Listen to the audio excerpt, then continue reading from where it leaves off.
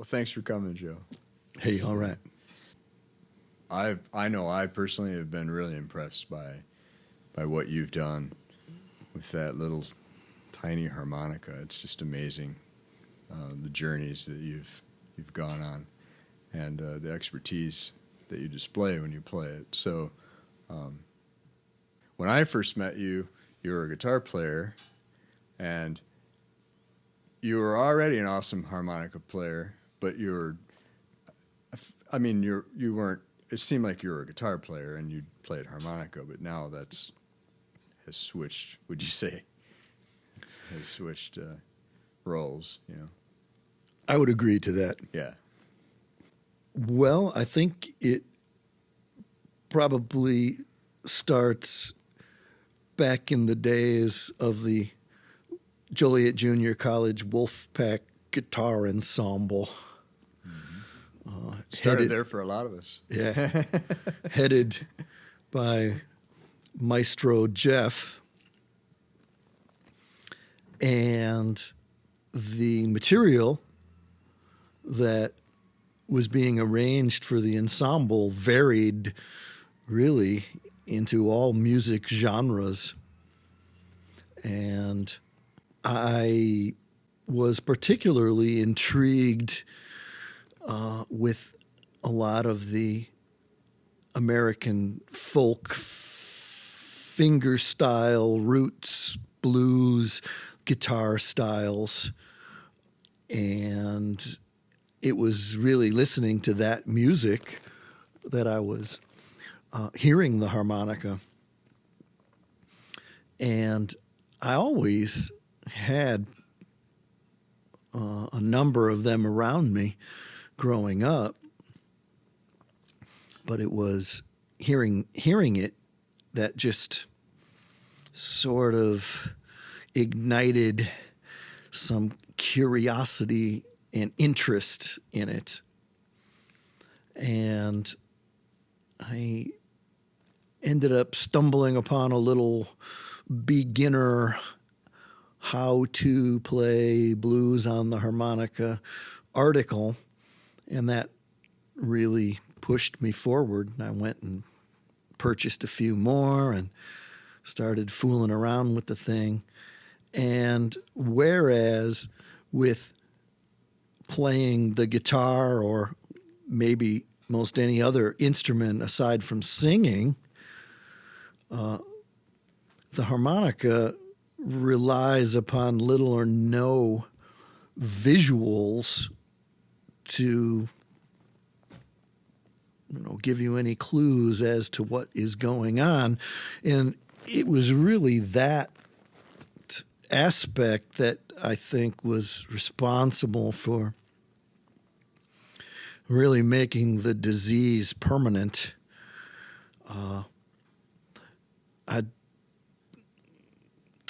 I've always been very driven by hand-eye coordination and a heightened visual sense. I think for many years, that's how I was playing the guitar, just based upon visualizations. So playing the harmonica, your fingers aren't much good to you.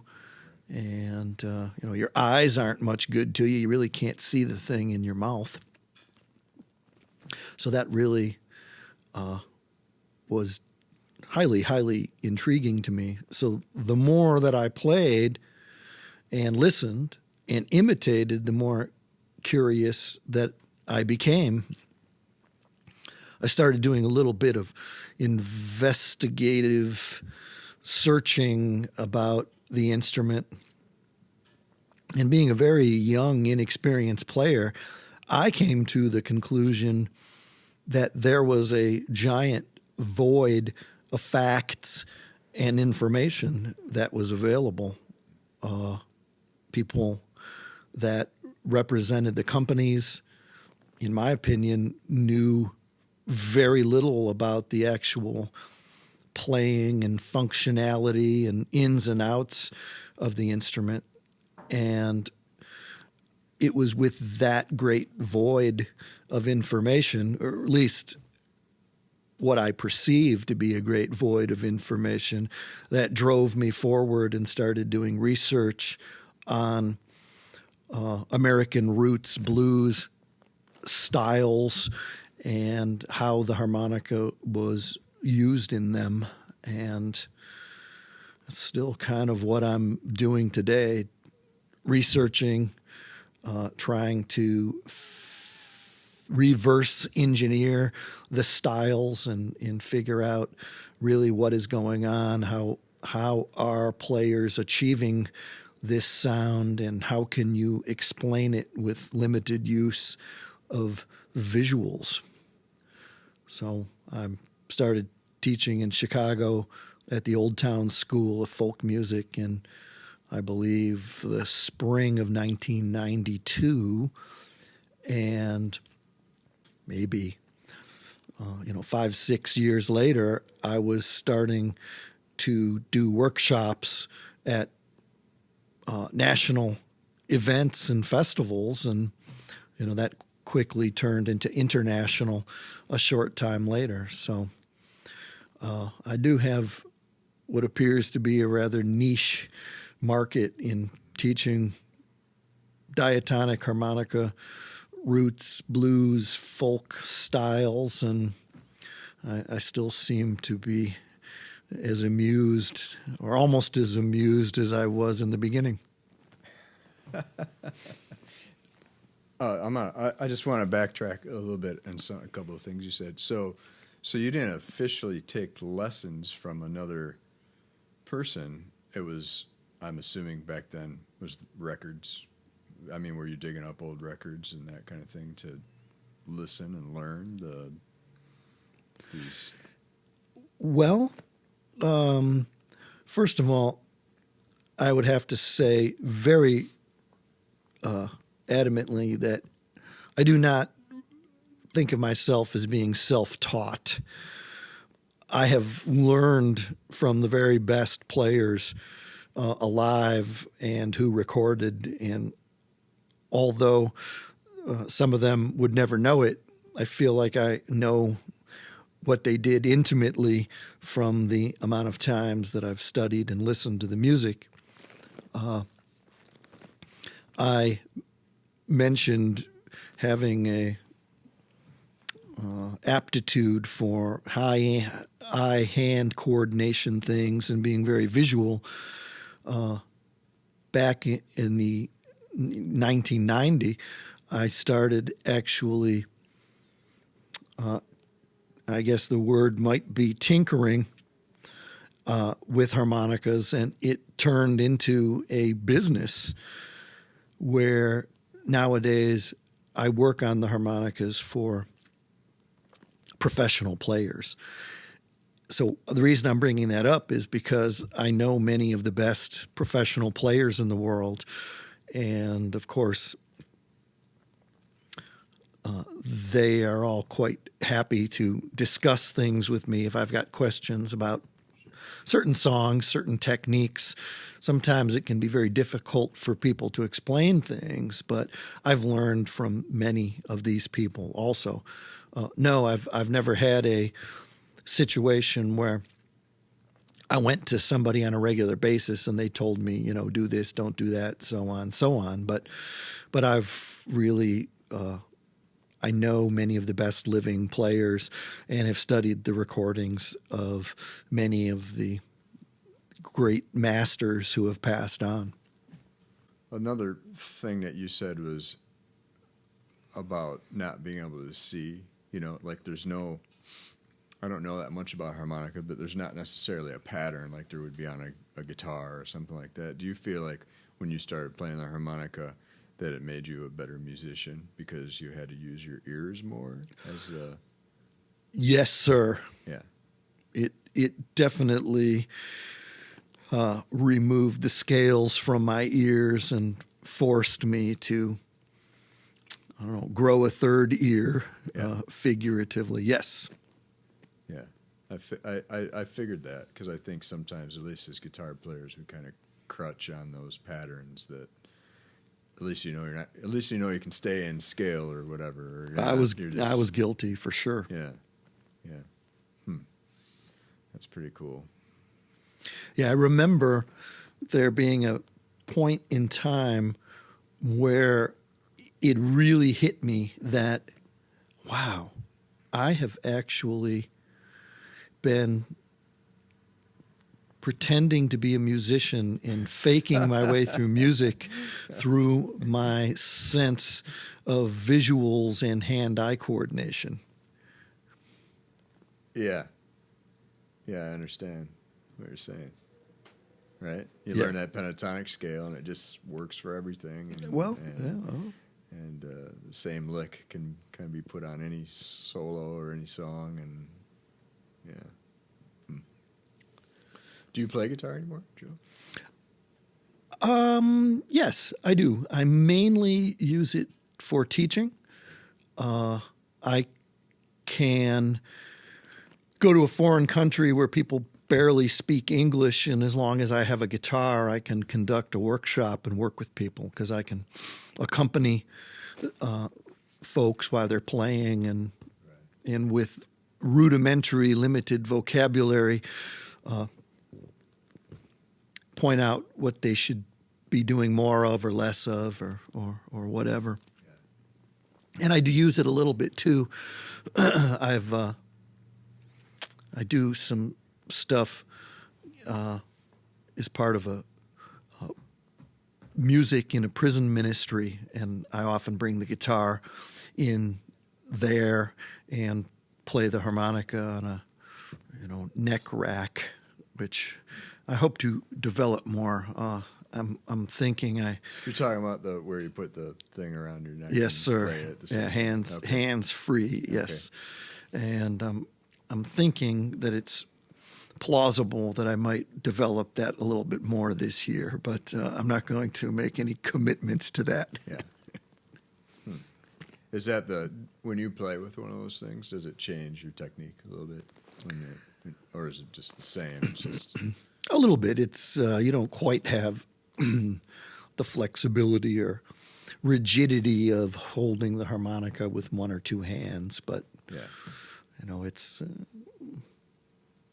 I think you can probably do 90% of what you're used to.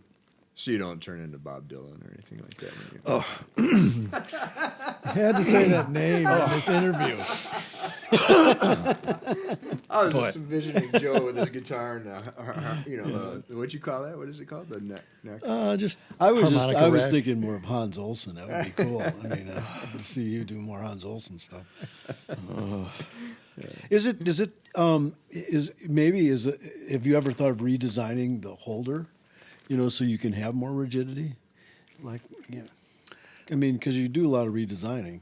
I have some harmonica holders. There's one, newer model made by the Hohner company that's quite customizable, and it's quite solid. It just sort of feels like I got this big contraption in front of my face, Like a neck brace or something. and I'm not always in the mood for that. So I haven't quite found how I want to deal with that whole thing yet. It's a work in progress. Speaking of the, you were talking about how you design things. So when I remember one time being in your home and you had like a pile of harmonicas you were fixing. Can you just explain a little bit about what you do and like what you do to harmonicas? Like I think it was something with the reeds, but I can't recall exactly. Yeah, sure, certainly. For the most part, the diatonic harmonica, that's the one that's like about 4 inches long. The most common model is the Marine Band diatonic harmonica, which was introduced to the market in the year of 1896 to honor the support that the director of the U.S. Army Marine Band, John Philip Sousa, was giving to the harmonica and its use he promoted it as being an instrument that should be played in schools. That's the one harmonica that up until recently would probably be the one that you would hear when you're listening to blues music or the harmonica in rock or folk or country. It is definitely the main harmonica. Well, when I was beginning as a harmonica repair guy, technician, I just found that those harmonicas had a lot of inherent shortcomings that I sort of systematically tried to improve upon. I don't, if I said this or not, the harmonica is a mass-produced item, and so there's not a lot of tender, loving care that goes into the way that the reeds are adjusted. So my special area of expertise is knowing how to adjust and set those individual reeds. In the diatonic harmonica, there's 20 total, and know how to set and adjust them so that they function well with the least amount of air blown or moved across them. The other thing that's important is the tuning, knowing how to adjust those reeds so that the chords are appropriately in tune, the octaves and intervals are appropriate in tune, and the clean individual notes are reasonably in tune. Is that mainly what you're adjusting? Is the reed then? That is definitely the most important thing. That is the heart and brain of the harmonica. Most definitely, yeah. Yes. Yeah. So when you made, you have your own harmonica. So was that all those things that you had been working on from those early days? Well, I mean, because the Filisko harmonica, what separates that from? Well, back in the 1990s, when I had far less experience, I was experimenting, hand-making, crafting the cover plates of the harmonica. That's the sort of half clamshell things that protect the reeds, and the inner sandwich part that we sort of think of as the comb. I was hand making those because I really didn't understand the ins and outs and the mechanics of the reeds themselves quite yet. And as I racked up my hours of experience dealing with the reeds, I sort of figured out that the fancy stuff that I was making was far less important to the actual performance of the harmonica than, I guess, what I'd initially thought. Just think of it as like an automobile. So you can like get a great paint job and have some fancy body work and put some really cool seats in, and get some mag wheels and some fancy tires, and it's not necessarily going to go any faster or drive any different, Right. So I would liken that to being somewhat similar to the way the harmonica is. So then you came up with some designs to improve on that actually mattered. Is I wouldn't describe it as designs. It's really just the know-how of what is it that needs to be done to maximize the sound coming out of the reed. So as I gained more hands-on experience, as I racked up my hours, then I developed a much greater intimate understanding of how to adjust the reeds so that you get the maximum amount of sound with the minimum amount of air or wind put on them. So that's the $24,000 question mystery there. Again, this is a reed question too, because that is like the heart and soul of the intonation and the tone. I know that's why everybody wants your stuff, because you customize it to their attack of the instrument. But I was wondering is if you can actually make a pitch, flat. I mean, can you make it? Do you do that, or is it always a way? Do you always are sharp? I mean, making the reeds smaller. Don't give up any trade secrets now, Joe. He's got plenty of friends that know how to do this that he's worked with and showed. But I think the average person is not going to go after ripping their harmonica apart and start using their nail clippers and stuff on them. I would concur with that. Well, I believe there are 3 factors that affect the pitch of a reed.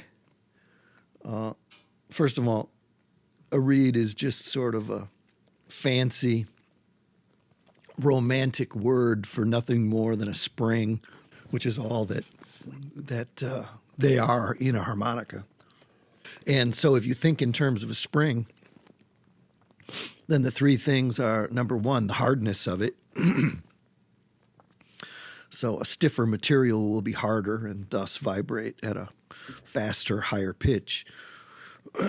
There's really nothing you can do practically to a harmonica reed to affect the hardness of it. It's kind of a give-in. The material that they make harmonica reeds out of is a very inexpensive spring brass.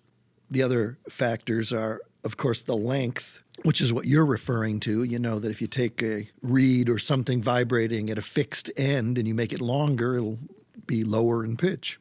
Well, you don't really want to mess with that aspect of it, because if you make something longer or shorter in a harmonica, then you're going to, well, it just won't function. It won't work, because the reed has a companion hole or slot that it vibrates through. So if you make the reed shorter, you're going to create a gigantic air loss, because you're essentially making the hole much, much bigger. If you make the reed longer, then it won't vibrate in the slot, because it's going to be hitting the slot.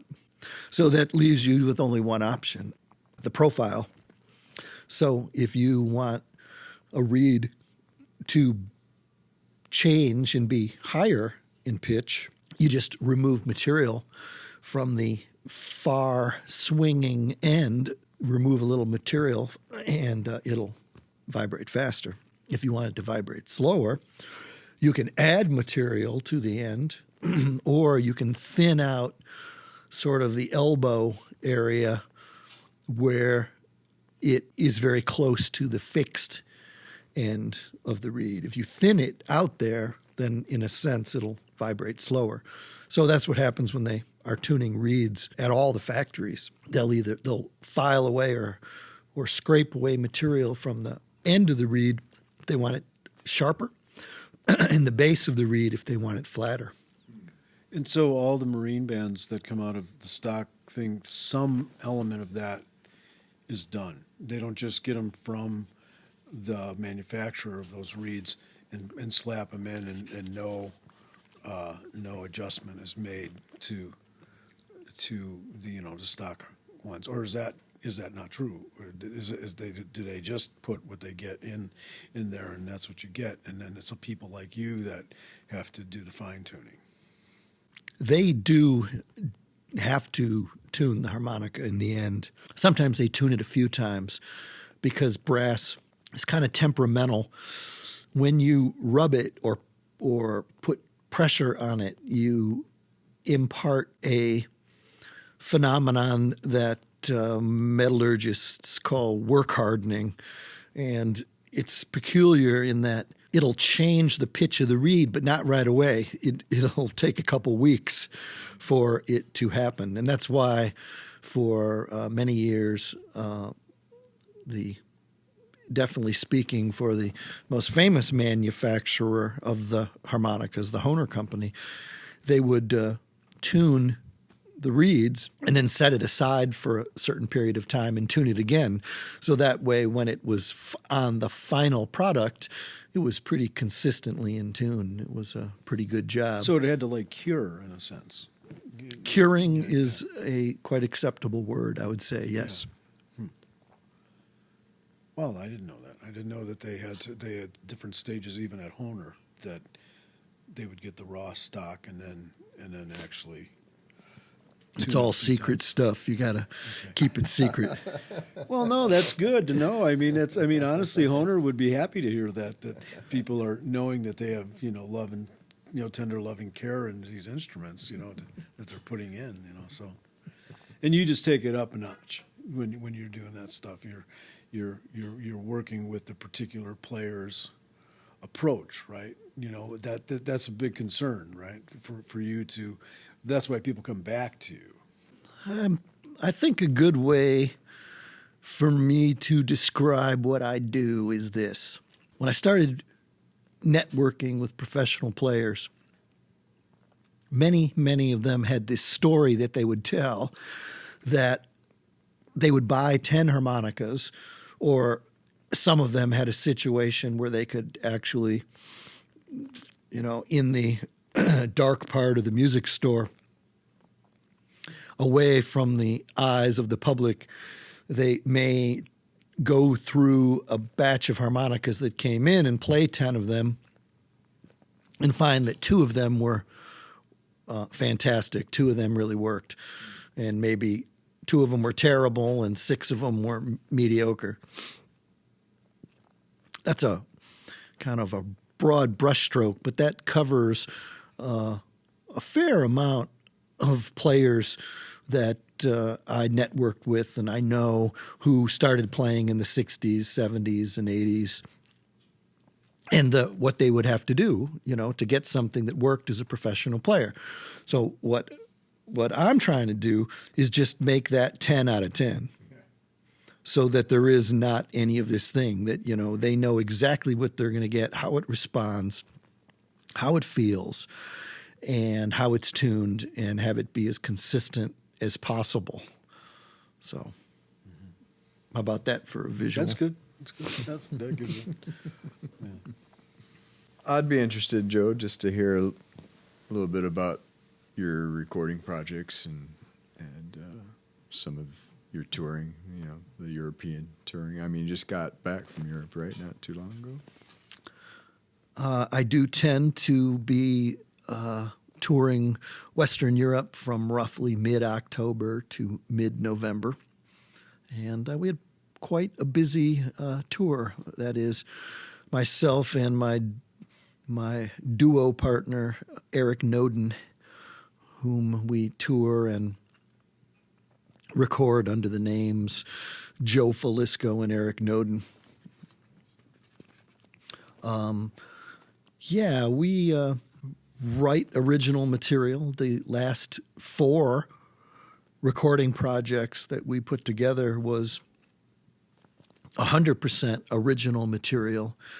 But our goal really isn't necessarily to have original styles, but our goal has been to study and have an intimate understanding of many of the great players, the greatest players, from who recorded and were known to play in the 1920s through, I don't know, I guess modern times, but really 20s, 30s, 40s, 50s, as an honor and tribute to them and their way of doing music. Try to recreate the special, magical things that they did and have it come out in a duo situation. So we do recreate many of the sounds and styles from those early players, and another way I like to describe it is we try to get the biggest and fullest sound, the most sound possible that a guitar, harmonica, and two voices could make. And the beauty of it is you got, the modern technology and the great mixes, of those things too. So it's taking it to another place just because some of the older stuff, they just didn't have the advantage of, the great recording gear and the great situations to make great recordings. So now yours sounds like monstrous, which is nice. I would like to think that some of that is due to the genius of Blaze Barton and his Joyride Studio in Chicago. We've done the last 4 projects with Blaze, and in my opinion, it's been a fabulous, unforgettable experience working with him. It just enabled us to do what we do, and he, in all his wizardry, captured what we did with the least amount of stress and imparted onto us.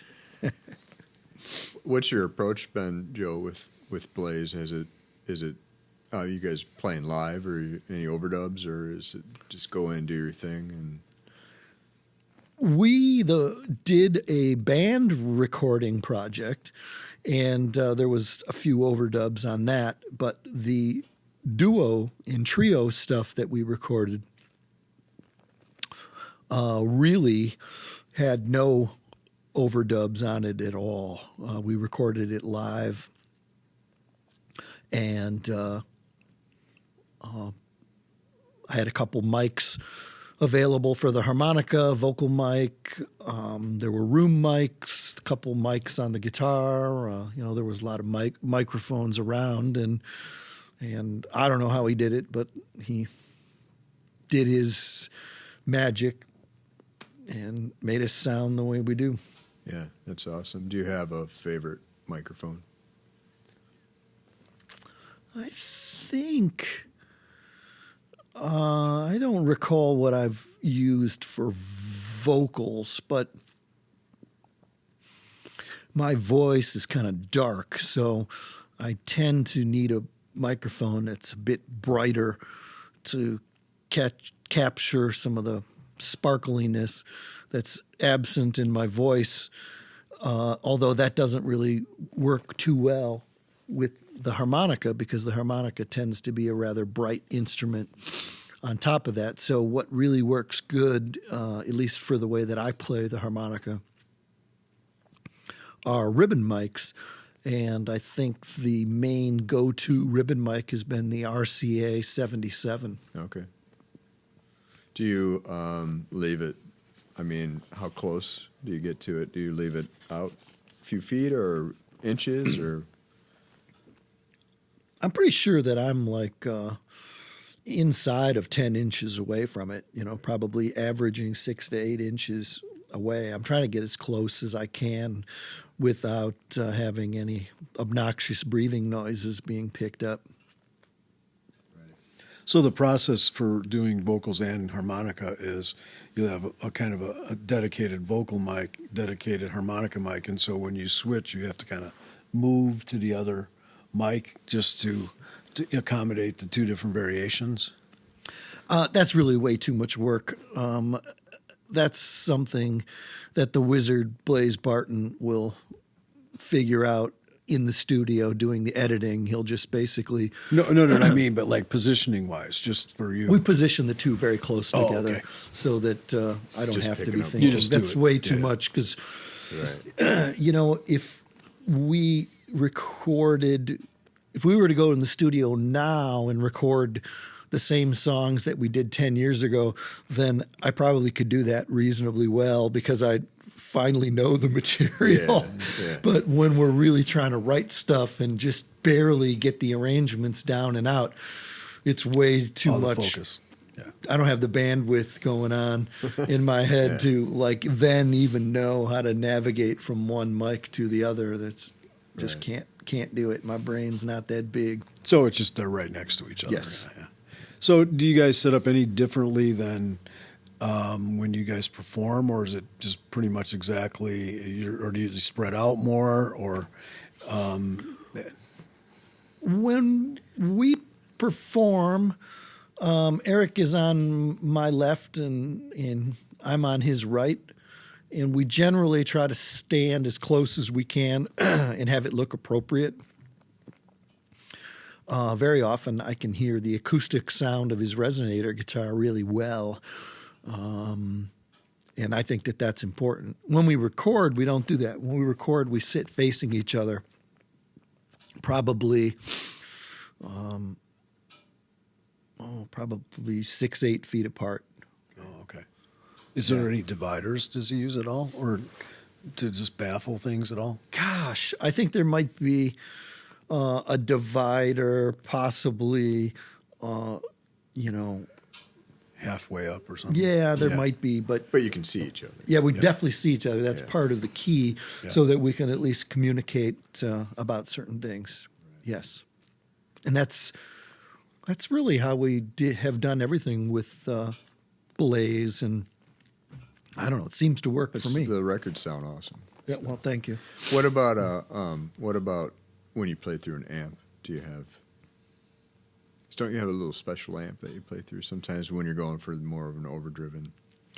Yeah, I wouldn't really say it's a special amp. It's a really super duper low tech amp from the 1950s. The main one that I've been using actually for all the recording projects is this little Harmony amp. It has just one volume control, no tone control, and it has a wonderful sort of distortion, overdrive, saturation that I think gives the harmonica a different color, a really nice quality. And it also happens to be miraculously a pretty darn quiet amp, so it's a pretty good recording amp. That's amazing. Yeah. How about Having a quiet amp, it is. especially an old one like that. Do you have a microphone that you like to use that you pair up with that amp? Strangely enough, I'm not that finicky about the microphone,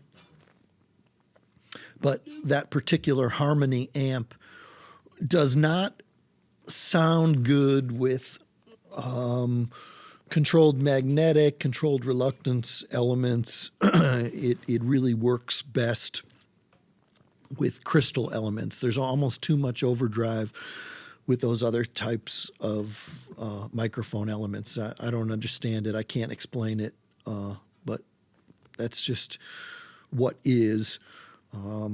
This year, I've started experimenting, playing a lot more one-handed when I'm playing amplified, just holding the harmonica and microphone only with one hand for 90% of the song. And so I got away from using the bigger shell, chrome shell that I had used for years, made by the American company. And I started experimenting a little bit with other microphone shells, just that were a little bit smaller, that it was easier to hold in one hand. Are those the ones Dennis distributes? Those the crystal mics, or are they CAD? Is that the company, or Conneaut? Is a Conneaut audio device? Dennis deals with pretty much everything, a good cross-section of all the old vintage-oriented stuff. And I'm not really, I don't feel an emotional connection with any particular shell, just as long as I can hold it in my hand. And the element itself, as long as it sounds good and is not too fragile, I'm not fussy about that either. So are the old bullet mics? Are those the ones that don't work for the little amp? I guess what I'm talking about is two things. The microphone shell itself is one thing, and then the element that's inside of it is something else. And a lot of times people will mix and match. They'll take an element from the Shure company, for example, and put it in a shell casing from the Static company. Oh, Static, that's the company. Right. So you got these companies that made microphones at this period of time, which actually are very low-tech microphones. They're sort of like a eardrum with serious hearing loss, because you really don't want to hear the full range of sound often. You really are looking for something that hears more mid-range, more bottom end. That's what you really prefer. Most people prefer for playing amplified. So just without doing any research and speaking right off the top of my head, the manufacturers that made microphones and, of course, elements were the Shure company, the Static company, which were two of the biggest. There was Electro Voice, Turner, American, RCA actually had a bullet-style microphone. These are the ones that I can think of right off the top of my head, but there's another good assortment of companies also. So the most of the guys that still play using amps, those are the go-to mics that they're going to be still going. They're going to be using currently, like the main blues guys that are playing blues for a living. That's what people, per my understanding, tend to migrate to. And I really have not been current on if there's anything new or currently being made that people are warming up to that can compete with the vintage stuff. Yeah. See, the thing is that those microphones were made at a certain period of time for radio, for shortwave or walkie-talkie stuff, things. Yeah, or stuff used like at a bus terminal, that kind of stuff. So they weren't really full spectrum type of microphones. And I think the microphones are a lot better nowadays, but they're not as desirable for recording, amplifying harmonica, because it's too full range. Right. So it's sort of like... So the roll-off was an advantage. Yes. Those shelves and stuff. The way that I understand it, that's correct. Well, maybe you could talk a little bit about your new books you're putting out for the beginners. I know you've been working on those for years, but seems like it's kind of gotten to a place of that they're actually going to be online. Well, I would be happy to mention that. I've been taking the craft of teaching people how to play the harmonica pretty darn seriously for many years, and people that teach will quite unanimously agree, in my opinion, what is advanced material, and kind of agree on what's beginning material. But the real problem area I've always found was intermediate material. I've seen way too many situations where ambitious beginners would get involved and then quickly start trying to play advanced material and permanently embrace very bad playing habits because they just didn't have any foundation. So I had been trying to develop intermediate materials for years. This was really something I feel like I've pretty well accomplished at as a instructor, intermediate materials. And through doing the intermediate materials, I've tried to zero in on what is what are the ideal things for beginners. Well, rule number one is if you can breathe, you can play the harmonica. And rule number two is if you can breathe with rhythm, you can make music on the harmonica. And the reason for that is the chords that are available on it. Now, granted, you really only have two practical chords, but they have been used tastefully in many ways, especially in blues music. That is really the area that most people are interested in playing blues. Mm-hmm. So about just about a year ago, I finally, 2 years ago, I finally figured out what is in my opinion, the ultimate beginner stuff, ultimate beginner blues material, stuff that people should know and really covers the basics, the foundation of playing. And I was happy to come up with that and have it available on my Filisko store webpage as a download. Very inexpensive download, by the way. And that material is really for somebody that's been playing for not at all and kind of keeps them busy for first couple months of their playing. I feel very strongly that the material is stuff that people can do. It's not material that people can't do and will be trying to do for years. It's stuff that they can do. In this last year, I finally came up with an area of material that I feel like covers that range of player that has experience playing maybe 2 months to a year.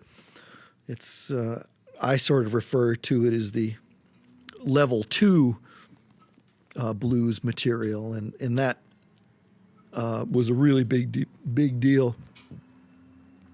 Trying to get that refined and up on the webpage. So I feel like now, for somebody that really wants to play blues, I have a complete staircase with all the steps from the bottom, really, nearly all the way to the top, very systematically laid out there on my webpage. So I'm really happy about that. It's been a really massive project. It's not an exaggeration to say that I've been, doing this, trying to put this together for over 20 years.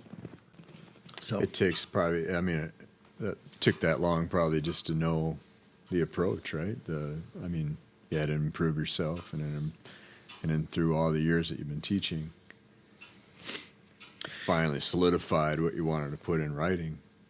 And then putting it in writing is a whole nother level of work.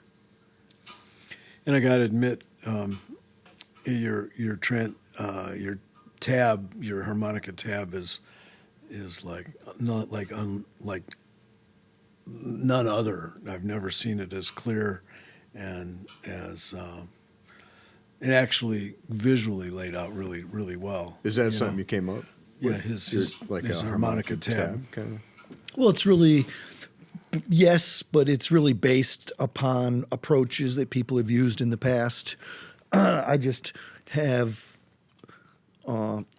modified it to be more accurate in terms of rhythm being used. A lot of times people will write out tab and it may be rhythm neutral. And in that genre of music, actually, I think all American roots music,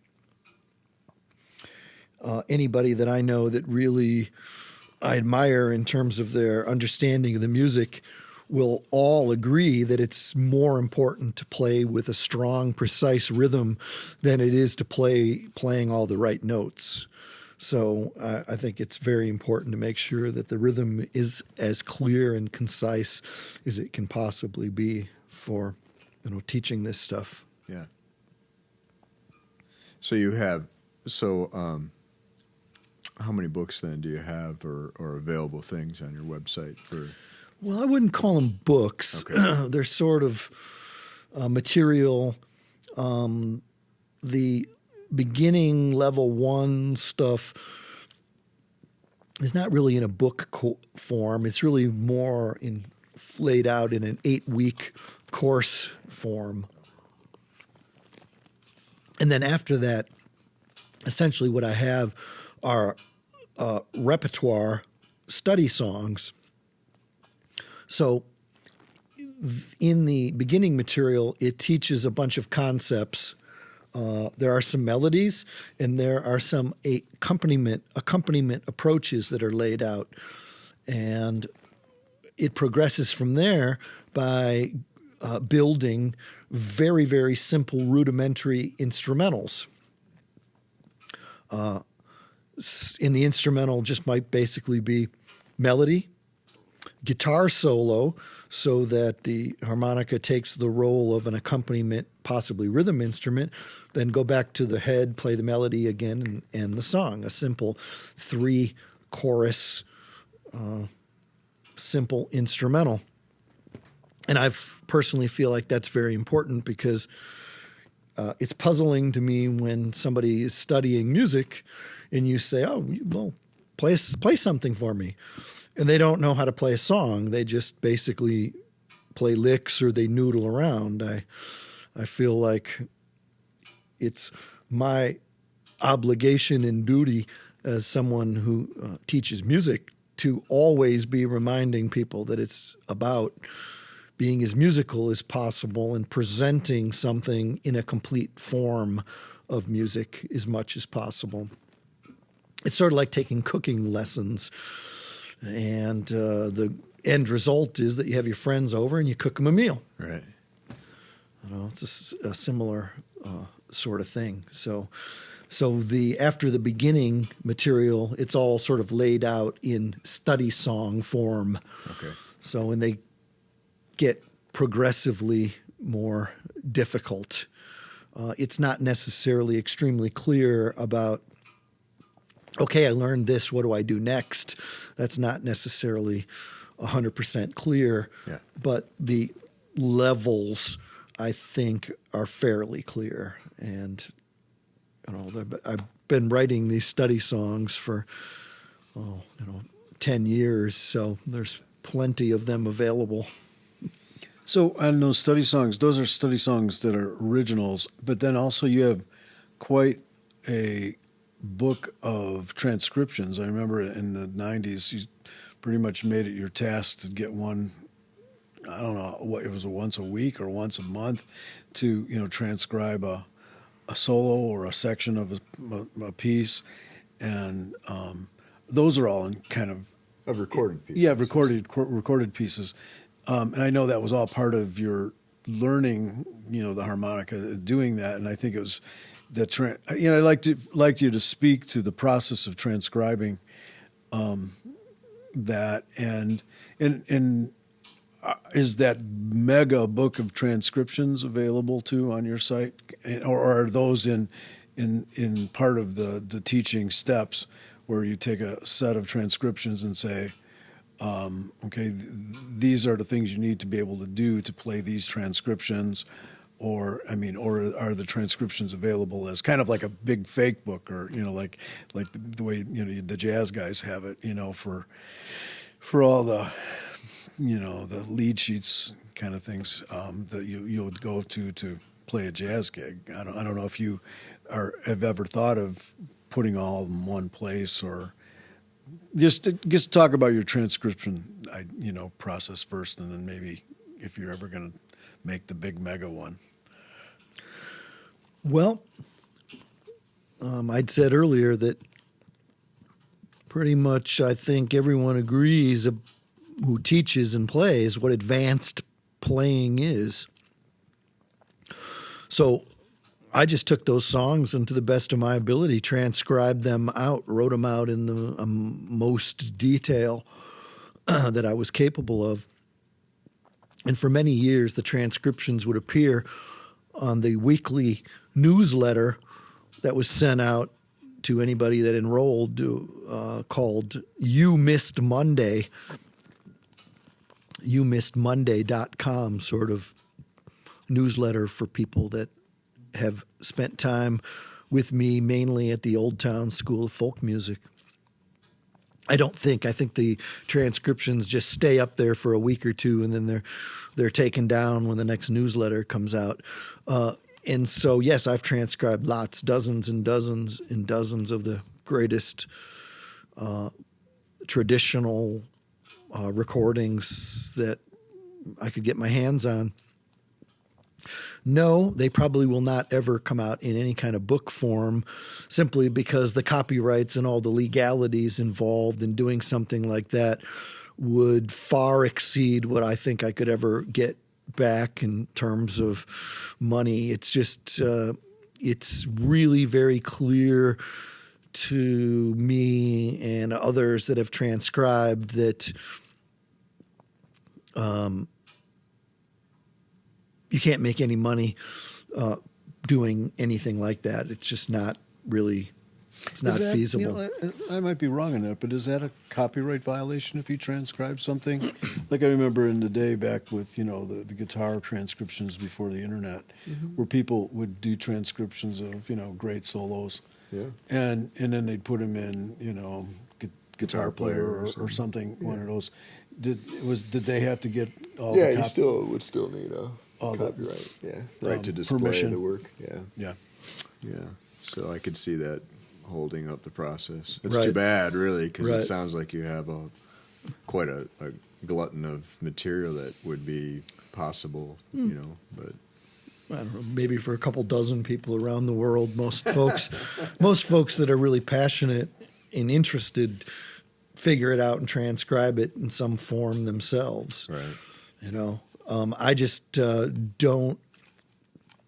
I know that there would be no financial reward of trying to pursue publishing it or putting out any kind of book, and I certainly would not want to provoke some lawyer on the staff at one of these places that owns the copyright to one of these songs, who is on salary and needs something to do, so he's going to make Joe Filisko his project for one a year. I just don't need anything like that. You'd mentioned the study songs that I wrote as being original, and that's kind of true, but really the material that is on the Filisko store webpage, while it probably legally is original stuff, that was really never my intent. My intent was really to have it be totally all the greatest licks, riffs, concepts, approaches that everyone needs to know if they consider themselves to be a blues player. So I really was never trying to write original ideas. I was trying to take the coolest ideas that anybody and everybody always did and rearrange them into a instrumental form that had as much detail put into the transcription and the audio recording as I possibly could. Yeah. So all that great playing is embedded in the lessons, anyways. It is indeed.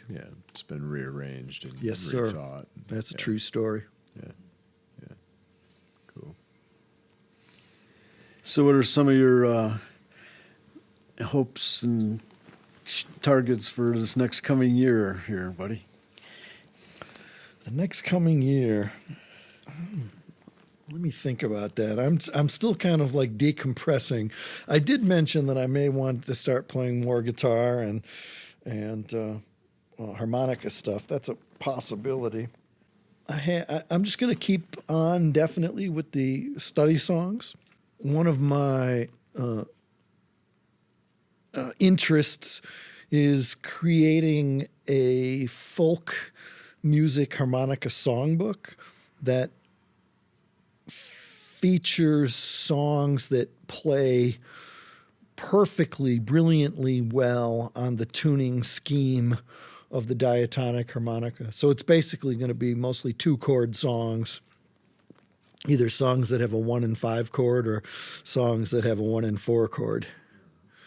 So that's something that I think I could see myself getting fired up about trying to put together. Well, thanks for coming on. Wow. Today. That was fantastic, Joe. Thanks for sharing. I'm sorry my voice kind of tired out on you there. I didn't realize I was going to be blabbering quite so much. But you two guys are the coolest, I'll have you know. Anytime. Thanks. There'll probably be another time. Yeah, that will be another time. Joe Filisko Part 2. Yeah. Wow. Oh, by the way, too, folks, if you want to see some cool videos, go see his Christmas videos on Facebook. Are those on your? Are those on the Filisko store things too, or are they on your? Yeah, Filisko Harmonica Instruction and Store, I think, is the official Facebook page, and it's a public page, so you can check it out. I've been posting all sorts of silly videos of myself playing holiday Christmas songs, which is one of my specialties. I've enjoyed them. Thank you. Some very funny ones. That little harmonica thing was amazing, absolutely amazing. Yeah. So can everybody get to all these items we've been talking about? Is it just Filisko.com, or like what's your website domain? There's the Facebook page, Filisko Harmonica Instruction. That's public. Yeah. The store Facebook page, which has all the study songs and all my learning guides and all my concepts and things, that's FiliskoStore.com. Okay. My personal webpage, which has some gigs that I'm doing and other miscellaneous things, is just Filisko.com. Okay. And then the webpage that features myself and Eric Noden as a duo is rootsduo.com. Excellent. Thanks again, Joe. Thanks, buddy. You're welcome.